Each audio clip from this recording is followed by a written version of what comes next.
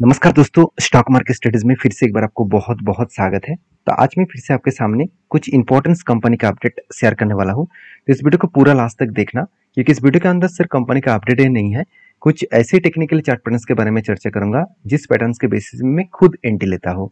तो आप भी अगर सीखना चाहते हैं तो इस चैनल को जरूर सब्सक्राइब करिए, इस चैनल के ऊपर बने रहिए। तो फर्स्ट जो कंपनी जिसके बारे में बात करूँ उसका नाम है केपीआई ग्रीन एनर्जी। देखिए, केपीआई ग्रीन एनर्जी के बारे में बात करूँ तो बहुत दिनों से मुझे बहुत सारे दोस्तों ने कमेंट्स किया कि सर केपीआई ग्रीन एनर्जी बहुत तेजी से तो ऊपर गया, क्या और भी उसी तरीके से ऊपर जाएगा? क्या जिस तरीके से कंपनी मल्टीपल का रिटर्न दिया है, क्या उसी तरीके से और भी रिटर्न मिल सकता है? मैं पहले एक बात आपको बताना चाहूंगा। केपीआई ग्रीन एनर्जी मान लेता हूँ एक सोलर प्रोजेक्ट के ऊपर काम करने वाला कंपनी है और एक लीडर प्लेयर भी है इस सेक्टर में। और केपी ग्रुप के कंपनी है और 2008 में स्टार्ट हुआ था। तो बेसिकली कंपनी के अगर बिजनेस पॉइंट ऑफ व्यू से बात करूं तो अगर मैं कंपनी के टोटल रेवेन्यूज के बारे में बात करूं, वो कहाँ से आ रहा है? कंपनी का सोलर पावर प्लांट्स के ऊपर।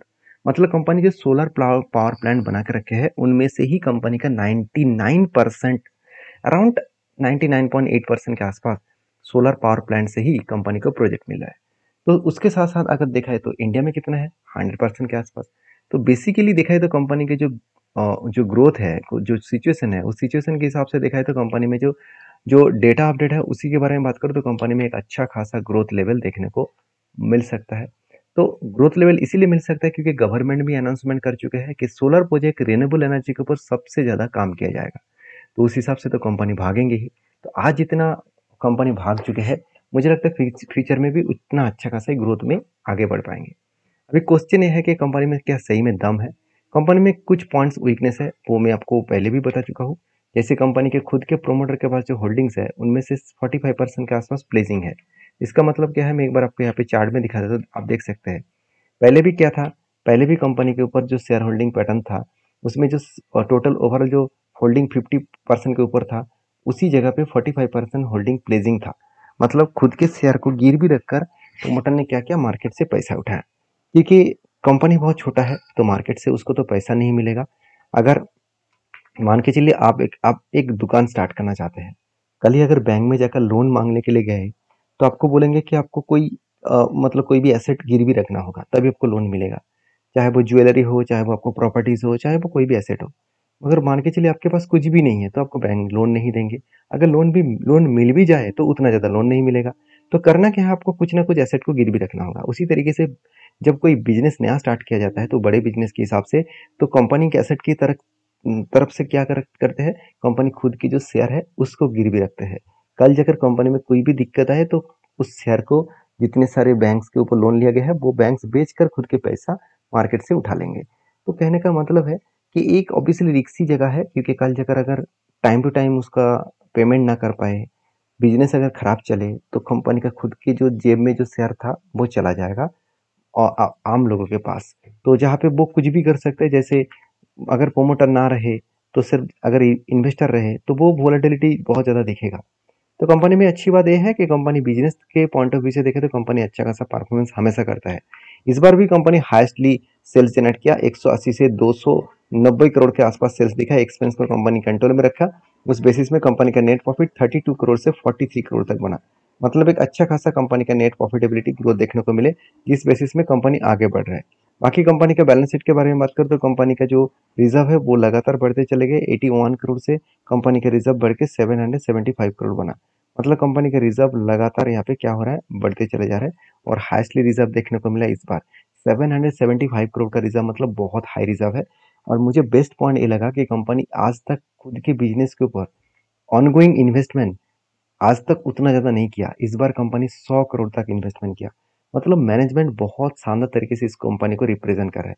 तो जो लोग सोच रहे हैं कि सर कंपनी के कर्जा ज़्यादा है, कंपनी के प्रोमोटर के प्लेजिंग है, तो कंपनी खत्म हो जाएगा, बिल्कुल नहीं। कंपनी का बिजनेस ठीक ठाक चले तो खत्म क्यों होगा? तो इस सेक्टर का ग्रोथ है, साथ ही साथ बिजनेस भी अच्छा चल रहा है, तो कंपनी के ग्रोथ होने का चांसेस है। उसीलिए कंपनी के ऊपर कुछ गुड पॉइंट्स है। जैसे आप देखेंगे तो KPI green energy raises on unit solar power project order. मतलब कंपनी को ऑर्डर यहाँ पे मिल चुके हैं। कितना ऑर्डर मिला है, चलो मैं आपको यहाँ पे दिखा देता हूँ। आप देख सकते हैं न्यू ऑर्डर जो मिला 26.15 मेगावाट का, और वो भी सोलर प्रोजेक्ट के ऊपर। तो इस दूसरी पॉइंट्स क्या है, आप देख सकते हैं और एक प्रोजेक्ट कंपनी को मिला, KPI green energy gets new order 26.15 megawatt का सोलर पावर प्लांट।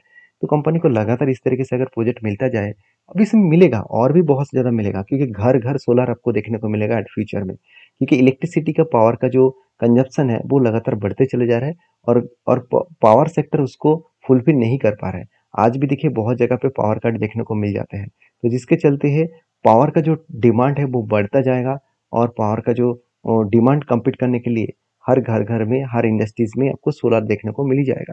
तो इस हिसाब से कंपनी को प्रोजेक्ट तो कंटिन्यूसली मिलने का चांसेस है, तो इसलिए मैं इस कंपनी के ऊपर पॉजिटिव हूँ। रही बात कंपनी के पैटर्न्स के, तो जब मुझे एक पैटर्न्स मिला था कुछ इस तरीके से, कप विद हैंडल पैटर्न्स मिला था, पहले कप बना उसके बाद हैंडल बना, ब्रेकआउट हुआ, ब्रेकआउट कंफर्मेशन हुआ, जब रीटेस्ट किया तब इस जगह पे एंटी बना।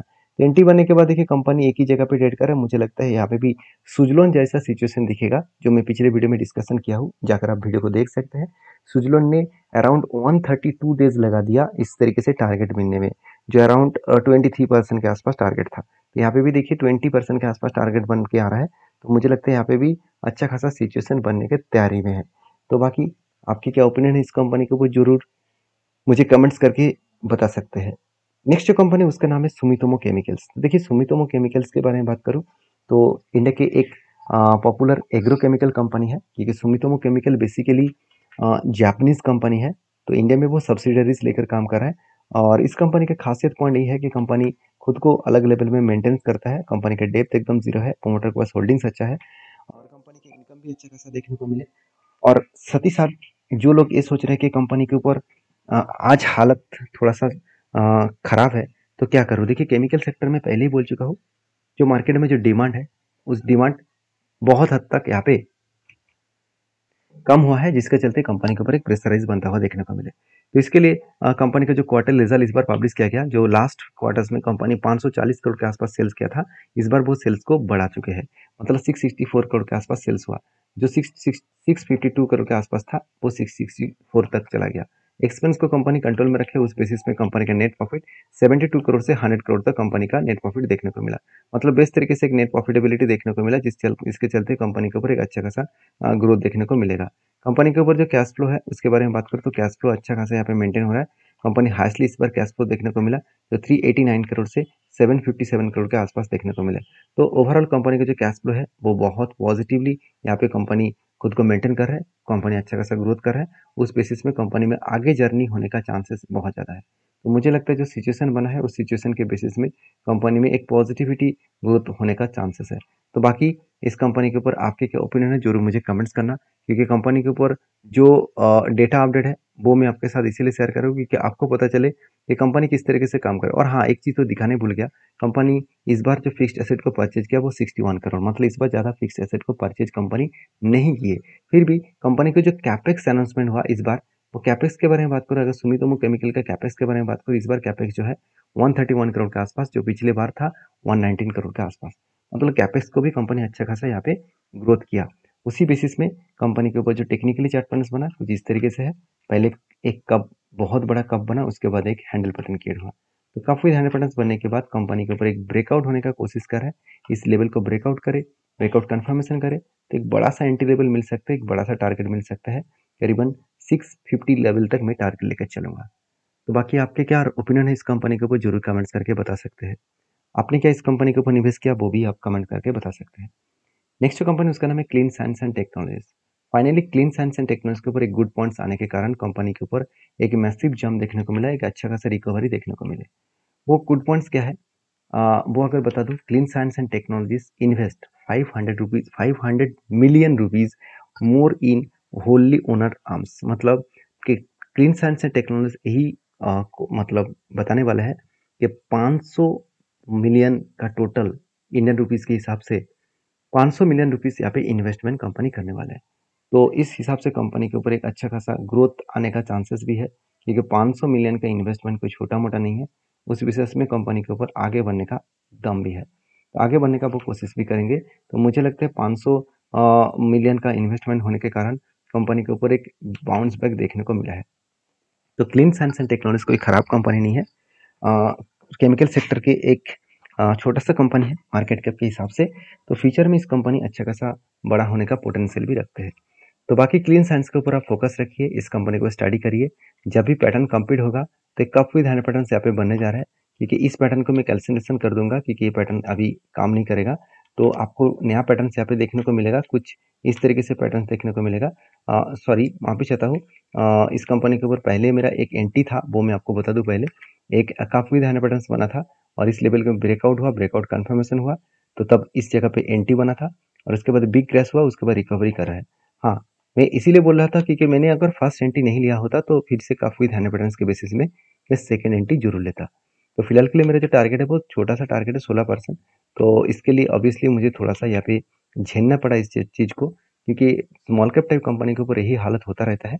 तो इसमें आपको डरना नहीं है, आपको कंपनी के ऊपर स्टडी करके काम करना है। तो नेक्स्ट जो कंपनी है उसके नाम बारे में बात करूँ, उसका नाम है एल्कॉन इंजीनियरिंग कंपनीज। तो एल्कॉन इंजीनियरिंग कंपनीज के बारे में बात करूँ, कंपनी की जो फेस वैल्यू 2 रुपये है, कंपनी बता रहा है कि इसको 1 रुपये करने वाले हैं, मतलब हर एक के बदले कंपनी आपको 2 शेयर देने वाला है। तो जो लोग एक्स्ट्रा बेनिफिट पाना चाहते हैं इस कंपनी के ऊपर डीपली एक रिसर्च करें और उसके बाद काम करें। तो मिलते हैं नेक्स्ट वीडियो में, तब तक के लिए धन्यवाद।